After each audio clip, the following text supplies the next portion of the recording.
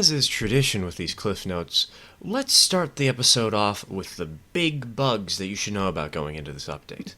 Let me just grab my notes real quick, and would you look at that? There aren't any. The biggest new bug that I've heard that anyone has encountered so far was some lower frame rates than usual. That's not really that big of a deal, but it is something worth mentioning. After all, I was the one to encounter it. My frame rate when running a 10-car train in the last update was roughly 60 FPS in the world that I was playing on. Immediately after the update, it dropped to 40 when running a shorter 6-car train on the same world in roughly the same place. Now, it is worth noting, I was running a massive map with 1,600 splines and 150 pieces of equipment, but on the flip side, I got my computer less than a week ago, and it's got DDR5 5600 MHz RAM, a Ryzen 7 7700, and an RTX 47. Fortunately, however, overclocking my graphics card has helped mitigate this issue, but that it happened in the first place makes me raise an eyebrow. Whatever the case, though, that's the biggest criticism that I've seen for the update, and the problem has been fixed already through my own means. So, why don't we get some sunlight in the room and give the good parts of this update some time to shine? After all, there is a lot of good to talk about today. First and foremost, the two big bugs from the last update have finally been remedied. I feel like we should have gotten a hotfix before now, but either way, we no longer have East Broad Top hoppers sinking into the ground, and the text on the cars doesn't permanently dislocate itself whenever you put a load on a car. I, for one, am especially happy about this because the East Broad Top hoppers were better at transporting coal, and since my last custom map for the game was all about coal mines, it's nice to actually be able to use these again after a month-long hiatus. Oh, and speaking of custom maps, a little bit of support for them has arrived. As you can see, the industry names on the map are now tied to the industries that are actually, on the map. There is a bit of a bug because of this, though. Clients don't render in all the industries, so they can only see the ones they're close to on the map. I've heard a little bit of speculation that this is preparation for a future map. I could believe that, but I'm not gonna place any bets here. It's interesting to think about, but don't get your hopes up. Instead, get your hopes up for the big, important new feature from the update. Well, okay, it's not really big, it's small. These are bite-sized cars. These 9 new car types, yes, 9, are all based on cars used for plantation railroads. They're small, light, and hold less stuff overall, but are extremely cheap and only Tier 1, so getting a fleet of these cars, even really early on, will be a walk in the park. Plus, they've each got a whopping 7 different colors to choose from. Now, the real question, are any of them worth our time to buy? Well, if you like stylizing your trains, then yes, absolutely. But if you're looking for the optimal cars to buy, well, let's go over them one by one. Some are good, some are bad. The Plantation flat car looks bad at a first glance. It can only hold 6 tool crates and nothing else for $200. Boxcars and stock cars, which were previously the only cars that could carry tools before this update, are both $950 and hold 32 crates. Overall, they're more price efficient. But here's the thing. Tool crates are only used for one industry in the industry chain, and that industry only uses one tool crate to produce 2 carloads of its own products. So for the Plantation flat car's 6 crates per trip, you get to load 12 tank cars at the oil field, while for the boxcar, you get to load 64.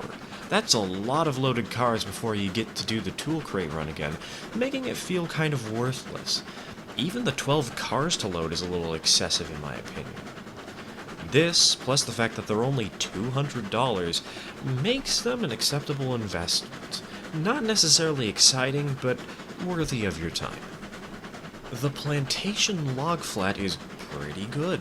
It's the same price as the skeleton car while being lighter, smaller, and also able to carry the same amount of logs while also carrying pipes. Its capacities are 5 logs and 7 pipes.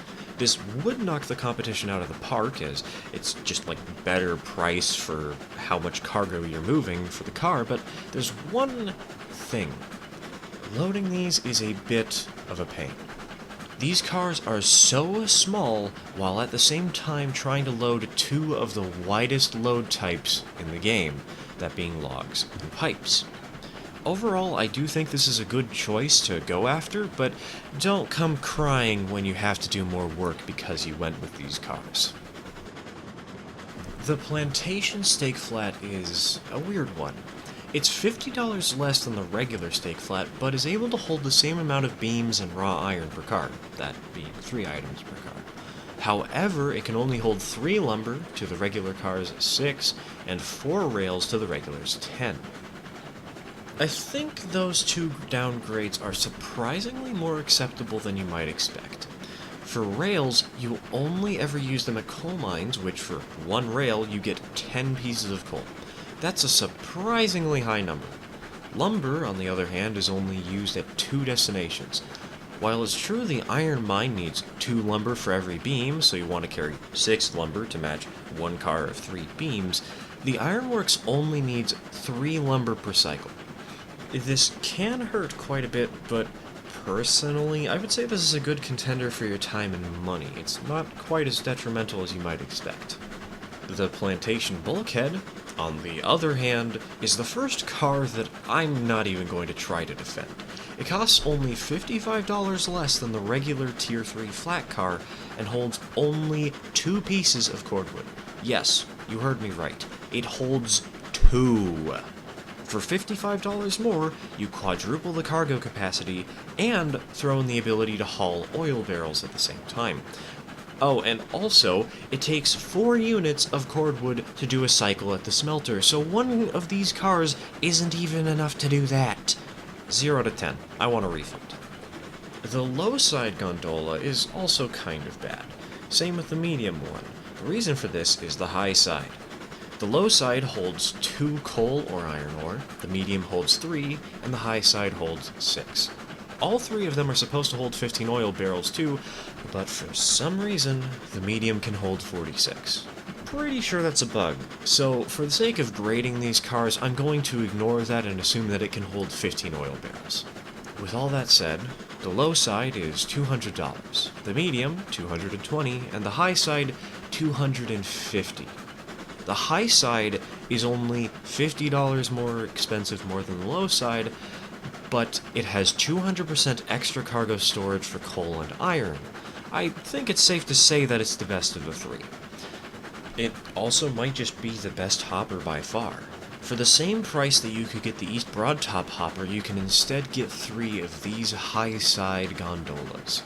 The EBT can hold 8 iron and 10 coal, while the 3 high-side gondolas combined can hold 18 of each.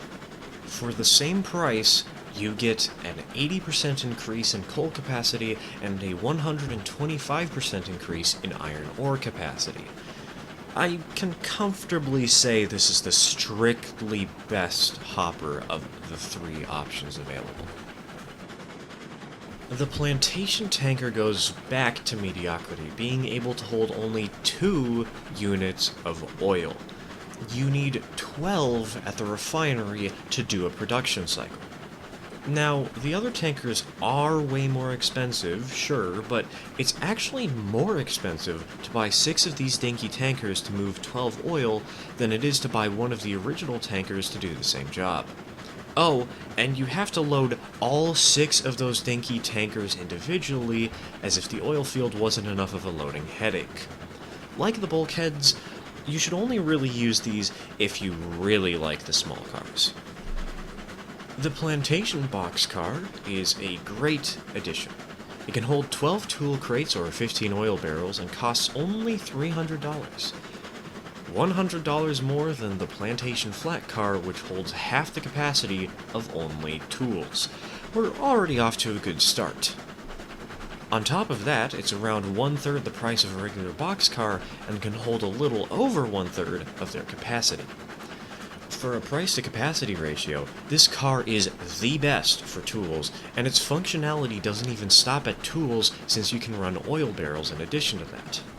This is especially relevant because once you do your run of tools, as mentioned before, it's going to take a while till you need to do another run of tools. However, oil barrels are going to become pretty common soon after you do your tool trips because tools create oil, and oil creates oil barrels. And so very soon after this, in the industry chain, you're going to have a reason to want to run oil barrels. If it only moved crates, I probably still would have recommended this car.